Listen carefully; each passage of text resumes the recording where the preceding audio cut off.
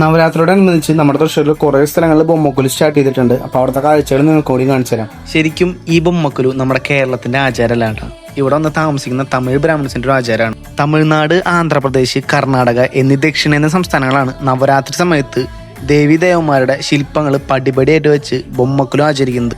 കുലു എന്നതുകൊണ്ട് അർത്ഥാക്കുന്നത് പടികൾ എന്നാണ്. 3, 5, 7 എന്നിങ്ങനെ ഒറ്റ സംഖ്യകളിലാണ് ഈ പടികൾ നിർമ്മിക്കുക. നവരാത്രി ദിവസങ്ങളിൽ ഈ പടികളുടെ മുകളിൽ തുണി വിരിച്ച് ദേവീദേവന്മാരുടെ ബൊമ്മകൾ അവരുടെ വലിപ്പത്തിനും സ്ഥാനത്തിനനുസരിച്ചാണ് നിരത്തി വയ്ക്കുന്നത്. നമ്മുടെ പുരാണങ്ങളിലേക്കുള്ള കഥാപാത്രങ്ങളും കഥകളാണ് ഈ ബൊമ്മക്കുലിൽ ഉപയോഗിക്കുന്നത്.